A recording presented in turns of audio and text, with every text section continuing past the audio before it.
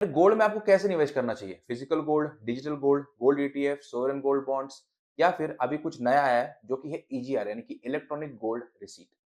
तो गोल्ड में कैसे निवेश करना है ये तो हम लोग देखेंगे ही, लेकिन मैं आपको आज बताने वाला हूँ कि हम लोग गोल्ड के जो सारे ये ऑप्शंस मैंने आपको बताए, इनको 4 से 5 पैरामीटर्स पे कंपेयर करेंगे।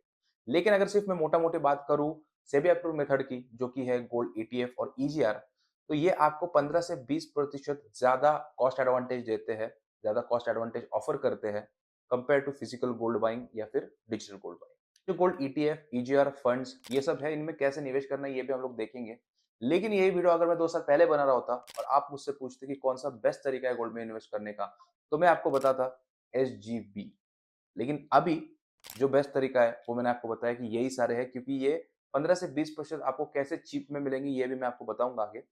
और उसी के साथ-साथ अगर 2 साल पहले बता रहा होता तो एसजीबी बताता, लेकिन अब एसजीबी की जो फ्रेश इश्यूएंस है वो गवर्नमेंट ने बंद कर दी। तो यहाँ पर अब आपको जो एसजीबीज़ है वो सेकेंडरी मार्केट में ही मिलेंगे। लेकिन तब एसजीबीज़ को होल्ड करना बहुत बढ़िया बात थी, क्योंकि उसके ऊपर आपको 2.5% का एनुअल इंटरेस्ट भी मिलता था होल्डिंग्स के ऊपर। मई 2026 में गवर्नमेंट ने रिसेंटली ईजीआर लॉन्च किया यानी कि इलेक्ट्रॉनिक गोल्ड रिसीट। अब लोग ऐसा बोल रहे हैं कि जो ईजीआर है वो नेक्स्ट एसजीबी है, लेकिन ऐसा नहीं है। हमें फ़र्क समझना पड़ेगा एसजीबी और ईजीआर का। ईजीआर और एसजीबी जो है, उनका फ़र्क बताने से पहले मैं आपको बता दूँ कि जो ईजीआर है, वो एसजीबी का रिप्लेसमेंट नहीं है।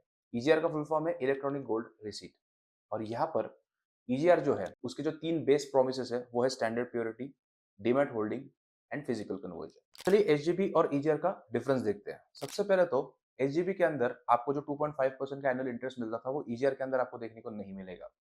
क्योंकि ईजीआर जो है वो नॉर्मल एक्सचेंज पे ट्रेड होते हैं, तो उतने का ही physical gold will be kept in SEBI approved vaults, यानी कि जितने का आप ईजीआर खरीदोगे उतना ही physical gold SEBI approved vault में रखा जाएगा। इन केस अगर आपको फ्यूचर में गोल्ड फिजिकल गोल्ड में उसको कन्वर्ट करवाना है तो वो इजीली हो जाएगा। एक बात ऐसी है कि एसजीबी के अंदर आपको 8 साल का होल्डिंग पीरियड था, लेकिन ईजीआर के अंदर ऐसा कुछ नहीं है।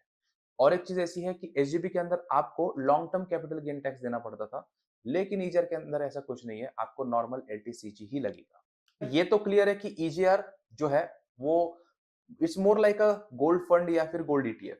लेकिन अगर यहाँ पर पहले से ही गोल्ड फंड और गोल्ड ईटीएफ है, तो फिर ईजीआर की क्या ही जरूरत थी। गोल्ड ईटीएफ और ईजीआर आर एक्सचेंज ट्रेडेड, मतलब like any other stock you can trade this on live market prices on any exchange. लेकिन यहाँ पर गोल्ड ईटीएफ और जो ईजीआर है, यहाँ पर जो आप जब बेचने जाओगे तो ये डिपेंड करेगा कि कितने इसके एक्टिव बायर्स और सेलर्स है।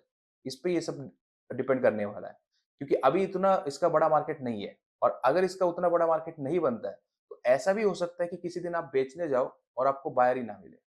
लेकिन गोल्ड फंड के अंदर ऐसा नहीं होता है। गोल्ड फंड के अंदर आप बेचने जाओगे, उस दिन का एंडिंग का एनएवी आपको मिल जाएगा, और ये रिस्पॉन्सिबिलिटी म्यूचुअल फंड हाउस की है। तो एक तरीके से देखा जाए तो गोल्ड फंड के अंदर स्ट्रेस थोड़ा कम है। बेसिकली गोल्ड ईटीएफ और ईजीआर में आपको थोड़ा सा लिक्विडिटी इशू देखने को मिल सकता है, लेकिन गोल्ड फंड के अंदर यही लिक्विडिटी इशू थोड़ा कम रहता है, लेकिन प्रॉपर प्राइसिंग जो है वो थोड़ी सी ज्यादा रहेगी आपकी। लेकिन मैं सोचता हूँ कि जो पीस ऑफ माइंड है वो उससे कहीं ज्यादा है। अगर मुझे समराइज करना हो तो गोल्ड ईटीएफ और EGR are more like a stock trading. EGR के अंदर बस आपको ये फ्लेक्सिबिलिटी मिल जाती है कि आप जो है वो अपना कभी भी जो गोल्ड है उसको फिजिकल गोल्ड में कन्वर्ट करवा सकते हो। एंड गोल्ड फंड जो है वो आपके लिक्विडिटी का जो स्ट्रेस है उसको कम कर देता है। थोड़ा सा कॉस्टिंग ज्यादा रहता है, 0.2% से 0.3%, लेकिन यहाँ पर आपका जो स्ट्रेस है लिक्विडिटी को लेके वो एकदम कम हो जाएगा। एक काम करते कि जो सारे ऑप्शंस है गोल्ड खरीदने के, gold ETF, sovereign gold bonds, ETF, EGR वगैरह सब कुछ, उनको कंपेयर करते हैं अलग अलग पैरामीटर्स के ऊपर, जैसे कि कॉस्ट, लिक्विडेशन वगैरह वगैरह। लेकिन उससे पहले मेरा आपसे एक सवाल है कि लोग सोना कब खरीदते हैं, मतलब मोस्टली या तो लोग कभी भी बहुत सारा खरीद लेंगे या फिर स्पेसिफिक ओकेजन्स पे खरीदते हैं, धनतेरस वगैरह। तो दोनों ही तरीके गलत है। अब ओकेजन वाला तो छोड़ ही दो, क्योंकि वो आप स्पेसिफिक ऑब्जेक्टिव से खरीद रहे हो। एंड मुझे ऐसा लगता है कि गोल्ड खरीदना ना आपके एसेट एलोकेशन का एक बहुत बड़ा इंपॉर्टेंट हिस्सा हो सकता है। सो इसको ठीक से आपको करना बहुत ज्यादा जरूरी है। In fact gold, international fund, debt fund, ये सारे ना आपके एसेट एलोकेशन में होने चाहिए। लेकिन इसकी टेंशन आप बिल्कुल मत लो, क्योंकि ये सब करने के लिए हम लोग पहले से बैठे हुए हैं। Be Kifayati via its sister entity Zomint is now AMFI registered mutual fund distributor. जो जोमिंट के एडवाइजर्स है वो आपका पोर्टफोलियो मैनेज करेंगे। गोल्ड में आपको निवेश करना चाहिए या नहीं करना चाहिए, ग्लोबल मार्केट में आपको निवेश करना चाहिए या नहीं करना चाहिए, कब कहाँ पर निवेश करना है, कितना परसेंट में निवेश करना है, रीबैलेंसिंग कब करना है, ये सारा जो टेंशन है वो हम लोग लेंगे। और आपका पोर्टफोलियो ठीक से मैनेज करेंगे। लेकिन यहाँ पर हम लोग अगर आप इंटरेस्टेड हो तो आपको नीचे डिस्क्रिप्शन में लिंक मिल जाएगी। अब एक बात मैं आपको बता दूँ कि ये कोई फ्री पोर्टफोलियो चेकिंग का आप कॉल बुक नहीं कर रहे हो। यहाँ पर अगर आप लमसम 5 लाख रुपए निवेश कर सकते हो या फिर 25,000 की एसआईपी कर सकते हो मंथली, तो हम लोग आपका पोर्टफोलियो मैनेज करेंगे at zero cost. Zero cost क्यों बोल रहा हूँ? क्योंकि ये सारा जो कमीशन हम लोग मिलेगा हमें, वो फंड हाउसेस के थ्रू मिलेगा। So as a AMFI registered mutual fund distributor, we will only advise regular mutual funds. So यहाँ पर जो भी कमीशन रहेगा वो फंड हाउसेस से मिलेगा। आपको हम लोग एक पैसा भी चार्ज नहीं करेंगे। बस आपको लमसम 5 लाख रुपीज़ निवेश करने हैं या फिर 25,000 की एसआईपी करनी है। अब ये जो ऑफर है वो फर्स्ट 1000 कस्टमर्स के लिए ही है, उसके बाद ये ऑफर बंद हो जाएगा। सो अगर आप इस वीडियो को देख रहे हो और इंटरेस्टेड हो तो नीचे आपको लिंक मिल जाएगी स्लॉट बुक करने के लिए। बुक कीजिए, हमारे साथ कनेक्ट कीजिए और देखिए कि हम लोग कैसे आपका पोर्टफोलियो मैनेज करेंगे एंड बहुत सारे आपकी जो दिक्कत है वो यहाँ पर कम हो जाएगी। तो अब गोल्ड खरीदने के जो सारे बेस्ट ऑप्शन है उनको हम लोग कंपेयर कर लेते हैं। सबसे पहले आता है फिजिकल गोल्ड। अब फिजिकल गोल्ड में ना 3 चीज़ें रहती हैं। सबसे पहले तो आपको लगते हैं मेकिंग चार्जेस, उसके बाद अगर वो आप फिजिकल गोल्ड लोगे और किसी लॉकर में रखोगे तो वहाँ के चार्जेस, और यहाँ पर आपको जीएसटी भी लगता है 3% के आसपास। तो यहाँ पर अगर देखा जाए तो ओवरऑल जब आप फिजिकल गोल्ड लेते हो तो जो कॉस्टिंग है वो 15 से 20% बढ़ जाती है। तो किसी भी इन्वेस्टमेंट के लिए ये सही नहीं है। उसके बाद आता है डिजिटल गोल्ड। डिजिटल गोल्ड में क्या होता है कि आपको मार्केट मेकिंग चार्जेस जो है वो नहीं लगते हैं, लेकिन यहाँ पर स्टोर भी आपके फ्री हो जाता है।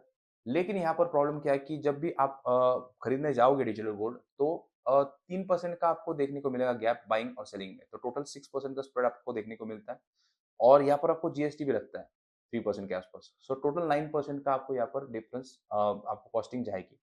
लेकिन फिर भी बेहतर है फिजिकल गोल्ड के कंपैरिजन में। लेकिन फिर भी कहीं न कहीं ज़्यादा है। तो यहाँ पर गोल्ड ईटीएफ, गोल्ड ईजीआर या फिर गोल्ड फंड जो है, वो आपको एग्जिट लोड यहाँ पर 0.5% से 1% लगता है और डीमैट के कुछ चार्जेस। तो 2% के अंदर ही ये सारा कुछ हो जाता है, कॉस्टिंग जो है वो आपकी।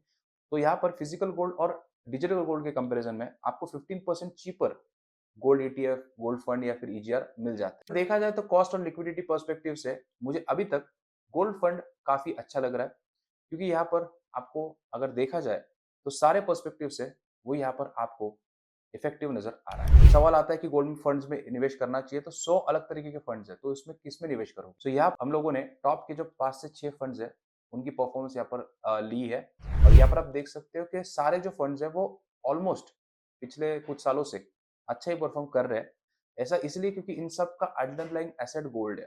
तो जितना गोल्ड अच्छा परफॉर्म करेगा उतना ये फंड अच्छा परफॉर्म करेगा। अगर आपको किसी भी फंड को जज करना है तो उसका एयूएम और एक्सपेंस रेशियो देखिए। तो यहाँ पर अगर आप देख सकते हो एसबीआई, कोटक, एक्सिस और एचडीएफसी, इनका पिछले 13 प्लस सालों से एयूएम काफी डिसेंट है। तो इन चारों में से कोटक का जो एक्सपेंस रेशियो वो सबसे कम दिखाई दे रहा है। So that would be my pick for gold fund. अब यहाँ पर अगर आप लॉन्ग टर्म पर्सपेक्टिव से सोच रहे हो तो गोल्ड फंड्स आपके लिए बहुत अच्छा हो सकते हैं, और अगर आप थोड़ा सा ट्रेडिंग पर्सपेक्टिव से शॉर्ट टर्म में करने का सोच रहे हो ट्रेडिंग पॉइंट ऑफ व्यू से, तो गोल्ड ईटीएफ या फिर ईजीआर भी आपके लिए अच्छे हो सकते हैं। तो आप अपने हिसाब से वो देख सकते हैं। अगर आप कंफ्यूज हो कि गोल्ड में निवेश करना चाहिए नहीं, कितना करना चाहिए, कैसे करना चाहिए, या फिर कैसे पूरा पोर्टफोलियो हम लोग रीबैलेंसिंग करेंगे बाद में वगैरह, तो ये सारों के लिए आप हमारे साथ कनेक्ट हो सकते हो। बस इतना याद रखना कि मिनिमम 5 लाख रुपीज आपको लमसम इन्वेस्ट करने पड़ेंगे या फिर 25,000 की एसआईपी भी अगर आप करते हो मंथली तो भी चल जाएगा। तो अगर आप इंटरेस्टेड हो तो नीचे डिस्क्रिप्शन में आपको लिंक मिल जाएगी, आप हमारे साथ आज ही कॉल बुक कर सकते हो।